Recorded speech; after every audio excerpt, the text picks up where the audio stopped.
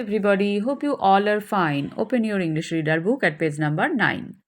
আমরা পড়ছিলাম A Happy Child পোয়েমটা আমরা পড়েছি। আজকে আমরা তার এক্সারসাইজটা করব। নাম্বার এ কি আছে দেখো, টিক দ্য কারেক্ট আনসার, অর্থাৎ সঠিক উত্তরের পাশে টিক চিহ্ন দিতে হবে।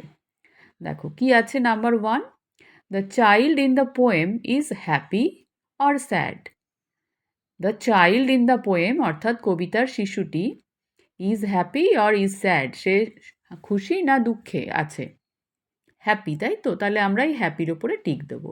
The child in the poem is happy, কবিতার শিশুটি খুশি। নাম্বার 2 কি আছে, the child has a tree or a Bush in front of the house. শিশুটির বাড়ির সামনে কি আছে, গাছ আছে না ঝোপ আছে? ট্রি মানে গাছ, বুশ মানে ঝোপ।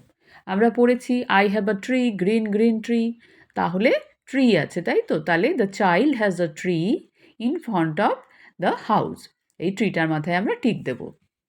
শিশুটির বাড়ির সামনে কি আছে, গাছ আছে। নাম্বার 3 কি আছে, the child cries or loves the whole day. শিশুটি সারাদিন ক্রাইজ মানে কাঁদে, না লাভস মানে হাসে? সারাদিন হাসে, তাই তো? তাহলে লাভসের মাথায় টিক দেবো আমরা। নাম্বার 4 আছে, the child has a blue or red colour house. শিশুর বাড়িটা ব্লু না রেড কালার? কি কালার? আমরা প্রথম লাইনেই পড়েছি মাই হাউস ইজ রেড, তাহলে রেড কালার, তাহলে আমরা রেডের মাথায় টিক দেব। তাহলে আমরা পোয়েমটা পড়বো আর তার সাথে মিলিয়ে মিলিয়ে আমরা এইভাবে সঠিকগুলোর মাথায় টিক দিয়ে দেব। তারপর বি কি আছে, complete the lines from the poem. এখানে একটা করে লাইন দেওয়া আছে, তোমাদের পরের লাইনটা লিখতে হবে কবিতা থেকে। কি আছে নাম্বার 1-এ, my house is red a little house. তারপরের লাইনটা কি আছে বলো তো, a happy child am I, তাহলে এখানে লিখে দেবে a happy child am I. Number 2 কি আছে, I have a tree, a green green tree to shade me from the sun. তারপর কি আছে, under it I often sit when all my play is done. তাহলে এখানে আমরা লিখব and under it I often seat.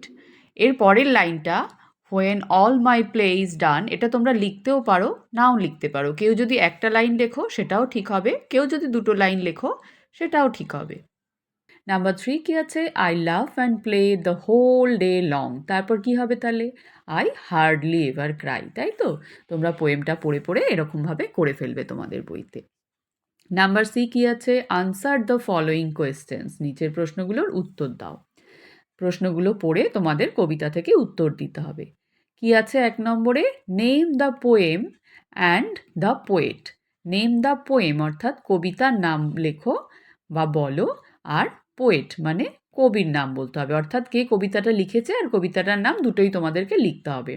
তাহলে কিভাবে লিখবো আমরা, কবিতার নাম কি, আ হ্যাপি চাইল্ড, আর পোয়েট অর্থাৎ কবির নাম কি, কেট গ্রিনঅ্যাওয়ে। দেখো এখানে লেখা আছে কবির নাম, আর প্রথমেই আমরা দেখেছিলাম আগের পেজে কবিতার নাম, এখানে লেখা আছে আ হ্যাপি চাইল্ড। আমরা উত্তর লিখে দিলাম। নাম্বার 2 কি আছে, what kind of house does the child have. ওই শিশুটির বাড়িটা কেমন? আমরা পড়েছি my house is red a little house, তাহলে রেড লিটল হাউস বা লিটল রেড হাউসও তোমরা লিখতে পারো। তারপর 3 কি আছে, where does the child like to sit. শিশুটি কোথায় বসতে পছন্দ করে? কোথায়? আন্ডার দ্য ট্রি, তাই তো? কি বলেছে, and under it I often sit, তার মানে গাছের নিচে বসে। তারপর 4 কি আছে, what does the child do the whole day. শিশুটি সারাদিন কি করে? কি বলেছে, I love and play the whole day long, তাহলে কি হবে, লাভ অ্যান্ড প্লে। তাহলে এইভাবে আমরা এখানে কবিতাটা দেখব। দেখো I love and play the whole day long, তাহলে কি করে, লাভ অ্যান্ড প্লে, এখানে আমরা লিখে দেব। নাম্বার 5টা তোমরা বাদ দিয়ে দেবে, এটা তোমাদের এখন করতে হবে না। এই ধরনের প্রশ্নের উত্তর তোমরা আরেকটু বড় হলে তখন শিখবে কিভাবে লিখতে হয়। তাহলে এই পর্যন্ত সুন্দর করে তোমাদের বইতে করে ফেলবে।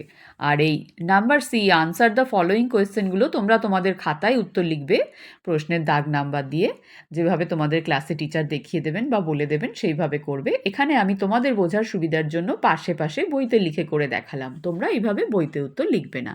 সবাই ভালো থাকবে, বাই।